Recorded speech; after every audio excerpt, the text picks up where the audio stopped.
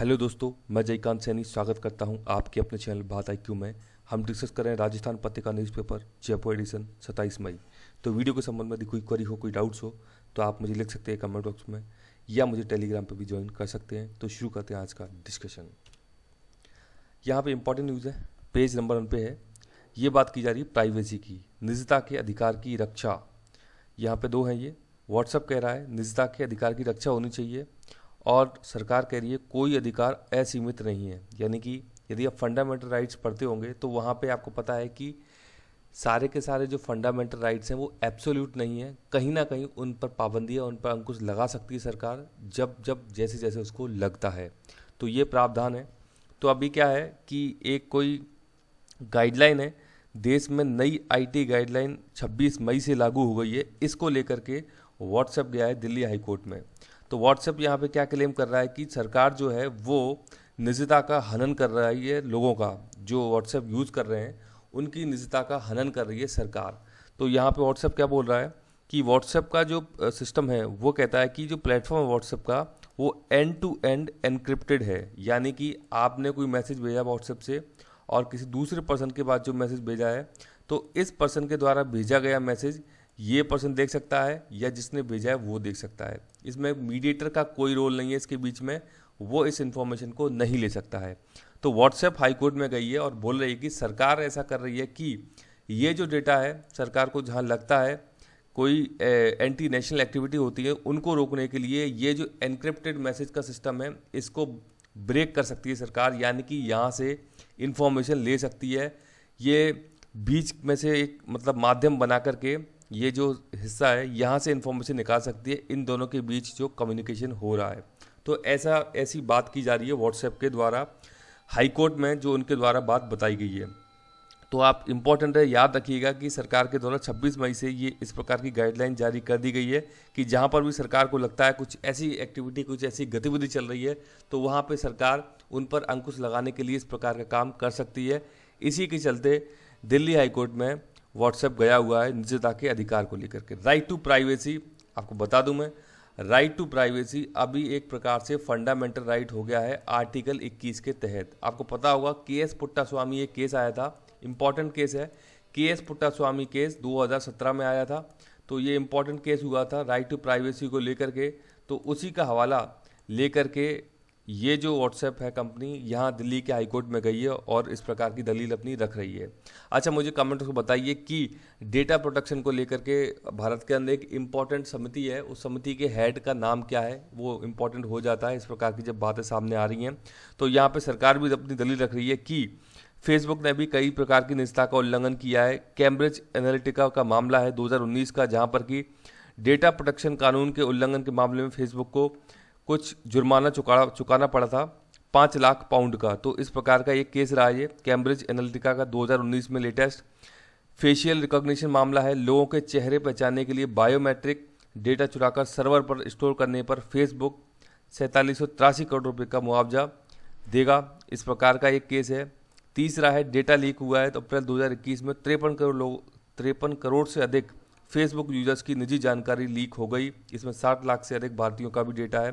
तो तीसरी दलील दी गई है भारत सरकार के द्वारा। तो आपको पता है कि फेसबुक जो है उसी का व्हाट्सएप है और उसी का इंस्टाग्राम भी फेसबुक का ही है। तो दोनों ही ये फेसबुक के द्वारा परचेज कर लिए गए थे। तो यहाँ पे ये 3 हवाले दिए गए हैं भारत सरकार के द्वारा। फिर यहाँ पे फेसबुक ने कहा है कि यह IT के नियमों का पालन करेगी, कुछ मुद्दों पर भारत को सरकार से बातचीत जारी रखेगी। गूगल ने कहा है कि पहले से भी स्थानीय कानून के मुताबिक काम कर रही है। ट्विटर ने अभी कोई इस मामले में बयान नहीं दिया है। तो इस प्रकार की चीज़ें, इस प्रकार की बहस निकल के सामने आ रही डेटा प्रोटेक्शन को। तो ये बहुत ज़रूरी हो जाता है क्योंकि आने वाला समय पूरा का पूरा डेटा पे है। डेटाइज्म एक नया कॉन्सेप्ट है, आप समझ सकते हैं। डेटा एक प्रकार से ऑयल का काम कर रहा है दुनिया के अंदर, क्योंकि जिसके पास प्रॉपर डेटा है वो अपने प्रोडक्ट को उस हिसाब से सेल कर सकता है, मार्केट कर सकता है, बेहतरीन तरीके से कर सकता है, क्योंकि डेटा ही सब कुछ है। आपको पता है यदि डेटा कि आपके यूज़र्स कहाँ पे हैं, कितने हैं, तो आप बहुत अच्छे से अपने प्रोडक्ट को सेल्स कर सकते हैं, मार्केट कर सकते हैं और इकोनॉमी में आप अपना इम्पॉर्टेंट रोल प्ले कर सकते हैं। और हाँ, ये भी है कि आप इसका एक दुरुपयोग भी कर सकते हैं यदि आपके पास डेटा है, आप चाहते हैं कुछ चीज़ों को गलत प्रकार से यूज़ करना, तो वो भी संभव है इसके द्वारा। तो ये कुछ चीज़ें हैं जो कि इसके प्रॉस एंड कॉन्स हैं, ये जो चीज़ें होती हैं डेटा को लेकर के। तो अब ये मामला चल रहा है तो इसके बारे में आपको एक आइडिया होना चाहिए। ये बात की जा रही है दवा उपकरणों पर जीएसटी शून्य। तो जीएसटी जो है दवा के जो उपकरण हैं, दवा और उपकरणों पर, यानी कि जो डिवाइसेज आते हैं उन पर जीएसटी शून्य कर दिया गया है और 5% ज़्यादा कर्ज की हो छूट, यानी कि 5% ज़्यादा कर्ज लेने की छूट दी जाए। तो इस प्रकार की बात की गई है, राजस्थान की न्यूज़ है ये। तो कोविड राहत से जुड़े सामान पर जीएसटी शून्य कराने और राज्यों को 5% तक अतिरिक्त छूट के लिए साझा दबाव बनाने की राज्य सरकारों ने तैयारी तेज कर दी है। तो ये बात कर रहे हैं संसदीय कार्यशील मंत्री शांति धारीवाल जी। तो इस प्रकार की चीज़ें चल रही हैं। तो आपको पता होना चाहिए कि दवा उपकरणों पर कितना जीएसटी लगता है। तो आप एक बार चेक करके बताइए मुझे कि दवाओं पर और उपकरणों पर कितना जीएसटी वसूल किया जा रहा है। ये बात की जा रही है चिरंजीवी योजना की, बहुत ही इंपॉर्टेंट योजना है राजस्थान के अंदर। तो चिरंजीवी योजना स्टार्ट की है मुख्यमंत्री गहलोत साहब के द्वारा। तो कैशलेस इलाज मिलता है, यहाँ पे कार्ड मिलता है कैशलेस, मतलब कार्ड नहीं। तो इसमें एक्चुअली क्या है कि जो नेशनल फूड सिक्योरिटी एक्ट के तहत जो लोग जुड़े हुए हैं उनको इसके अंदर प्रीमियम पे करने की ज़रूरत नहीं है। उनका प्रीमियम जो राज्य सरकार है उसके द्वारा पे किया गया है, लेकिन जो अन्य लोग हैं वो इसमें इस पॉलिसी को ले सकते हैं। चिरंजीवी पॉलिसी है, यहाँ पे आपको महज 850 रुपये का एक प्रीमियम पे करना होता है एनुअली।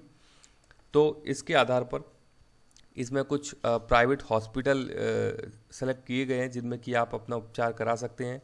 तो वहाँ पे आपको जो भी आपके खर्चे हैं दवाइयों के, आपकी ट्रीटमेंट के, आपकी चेकिंग्स के, तो वो सारे के सारे यहाँ पे फ्री हो जाती हैं। इसमें एक लिमिट बताई गई है 5 लाख रुपए की एनुअली। तो 5 लाख रुपए का ये क्या हिसाब है? ये हिसाब है कि ये एक राशन कार्ड को इन्होंने यूनिट माना है। तो एक यूनिट का मतलब होता है 5%। तो 5% का इन्होंने बताया है 5 लाख की यहाँ पे ये फैसिलिटी है एक साल के अंदर, यानी कि 5 लोग, 5 लाख का मतलब है 5 लोग, तो पर पर्सन ये 1 लाख रुपए का यहाँ पे इस प्रकार से आपको चिकित्सा के लिए ये लाभ मिलता है इस स्कीम के तहत।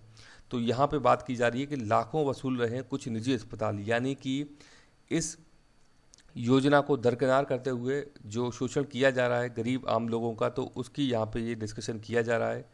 तो यदि आपके साथ भी कहीं ऐसा कुछ हो रहा है तो अभी सरकार ने फ़िलहाल में एक टोल फ्री नंबर भी जारी किया है, तो आप उसका इस्तेमाल कर सकते हैं। और यदि आपने योजना में अभी तक रजिस्टर नहीं कराया है तो आप जल्द से जल्द करा लीजिए।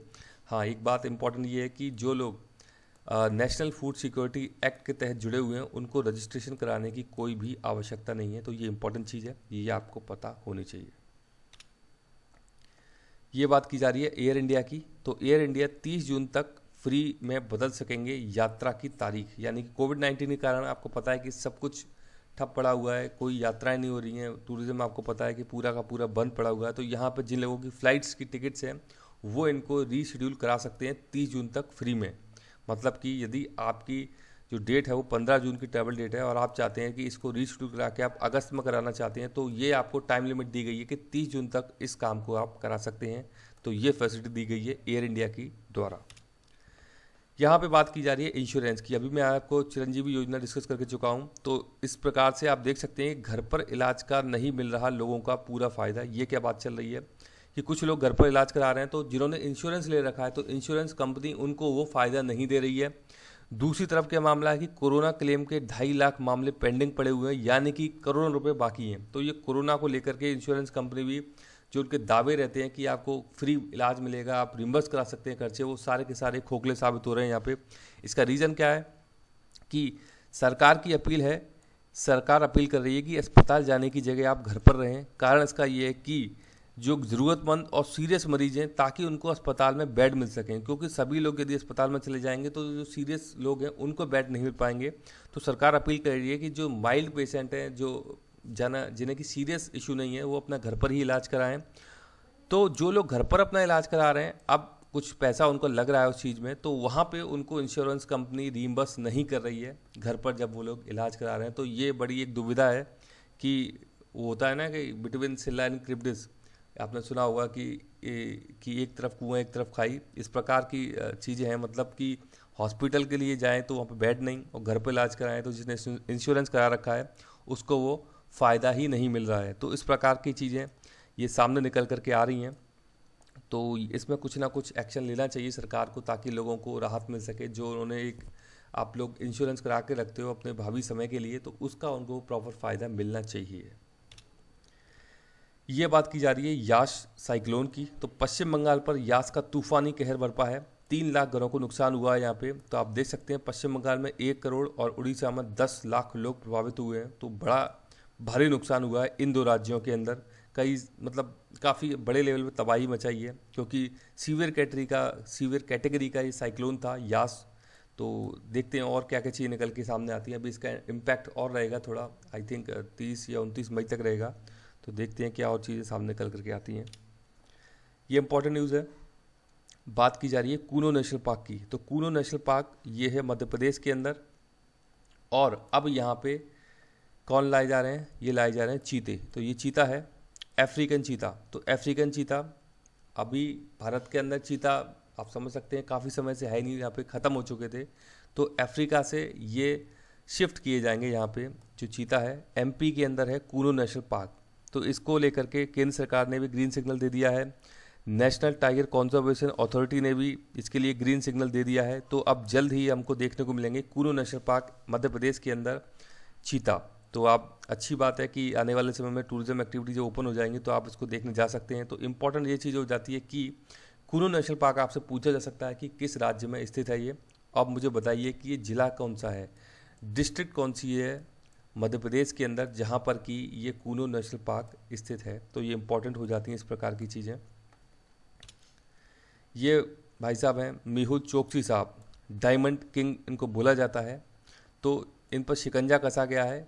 मेहुल चोकसी को डोमिनिका में इनकी गिरफ्तारी हो गई है। अब प्रयास ये की जा रहे हैं कि जल्द से जल्द इनको भारत लाया जाए। आपको पता होगा पीएनबी बैंक घोटाला सामने निकल के आता है, यानी कि पीएनबी बैंक के कर्मचारियों के साथ, कुछ कर्मचारियों के साथ मिलकर के इस प्रकार का इन्होंने फ्रॉड किया है बैंक का। कुछ थाउजेंड्स करोड़ में इन्होंने फ्रॉड किया है बैंक के साथ में। तो ये आप समझ सकते हैं कि जो आम लोग हैं उनका पैसा है वो, तो उसको लेकर के ये फरार हो गए, इंडिया से बाहर निकल गए हैं। तो इनको जल्द से जल्द भारत लाने की तैयारी चल रही है। तो अभी यहाँ पे इनकी गिरफ्तारी हुई है डोमिनिका के अंदर। तो ये इस प्रकार की न्यूज़ सामने आ रही है। तो मुझे आशा है कि वीडियो आपको अच्छा लगा होगा। यदि वीडियो अच्छा लगा है तो ज़्यादा से लाइक करें, शेयर करें, सब्सक्राइब करें, ताकि और भी लोग वीडियो का फ़ायदा उठा सकें। आप मुझे अपने सुझाव कमेंट में भेज सकते हैं या मुझे ईमेल भी कर सकते हैं। इसी के साथ धन्यवाद, मिलते हैं अगली वीडियो में।